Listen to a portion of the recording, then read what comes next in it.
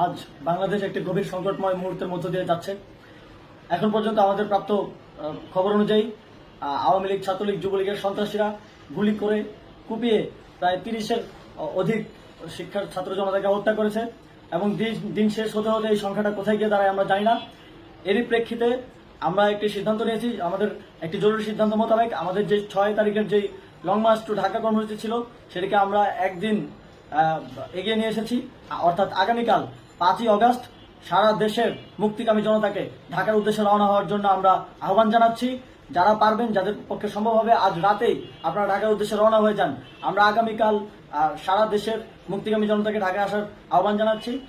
বিশেষ করে ঢাকার আশেপাশের যে জেলাগুলো আছে, আপনারা দায়িত্ব নিয়ে মসজিদের মাইকে ঘোষণা দিয়ে যাদেরকে পাবেন সবাইকে নিয়ে ঢাকার উদ্দেশ্যে রওনা হন। এই লড়াই আমাদের জন্য একটি চূড়ান্ত লড়াই।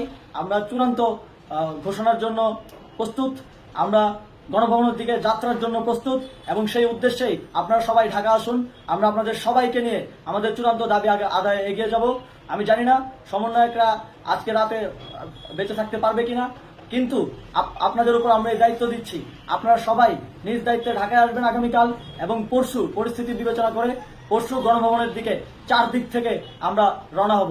আমরা খুব আতঙ্কের সাথে লক্ষ্য করছি যে ছাত্রলীগ, যুবলীগ এবং আওয়ামী লীগের গুন্ডারা পুলিশের অস্ত্র দিয়ে পর্যন্ত সাধারণ জনগণের উপর হামলা করছে। কিন্তু একটি সুখের খবর হচ্ছে, সারা দেশের বিভিন্ন স্থানে সেনাবাহিনী ছাত্র জনতার পক্ষে দাঁড়িয়েছে, আবার কিছু কিছু জায়গায় যেমন মিরপুর ও মোহাম্মদপুরে সেনাবাহিনী ছাত্র জনতার বিপক্ষে দাঁড়িয়ে গুলি চালাচ্ছে।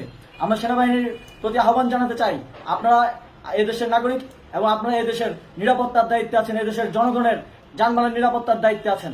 আপনারা দেশের পক্ষে এবং দেশের জনগণের জন্য কাজ করবেন, কোনো খুনি সরকারের জন্য, কোনো খুনি রাজনৈতিক দলের জন্য কাজ করবেন না। এটি এদেশের জনগণ আপনাদের থেকে প্রত্যাশা করে। আমাদের এই আন্দোলনে সম্পূর্ণ সমর্থন দিয়ে হয় নিরপেক্ষ থাকুন, অথবা এই খুনি বাহিনীকে, সরকারের খুনি বাহিনীকে প্রতিহত করুন, তাদেরকে যথাযথ শাস্তির আওতায় নিয়ে আসুন। যেই কারফিউ সরকারের পক্ষ থেকে ঘোষণা করা হয়েছে, আমরা স্পষ্টভাবে বলতে চাই, সেনাবাহিনী এই ধরনের কোনো কারফিউ বাস্তবায়নের জন্য মাঠে না নামে। যদি মাঠে নামে তাহলে সেনাবাহিনী স্পষ্টভাবে অফিসিয়ালি জনতার বিরুদ্ধে দাঁড়াবে। আমরা চাই না সরকারের এই ষড়যন্ত্র সেনাবাহিনী পাদিক। সেনাবাহিনীকে জনতার বিরুদ্ধে দাঁড়ানোর যে ষড়যন্ত্র সরকার রচনা করছে সেটিতে সেনাবাহিনী পা দিবে না, এই বিশ্বাস আমরা রাখতে চাই। আওয়ামী লীগ আজ সারা দেশে তাদের খুনি বাহিনীকে নামিয়ে দিয়েও ছাত্র জনতার প্রতিরোধের মুখে টিকতে পারেনি।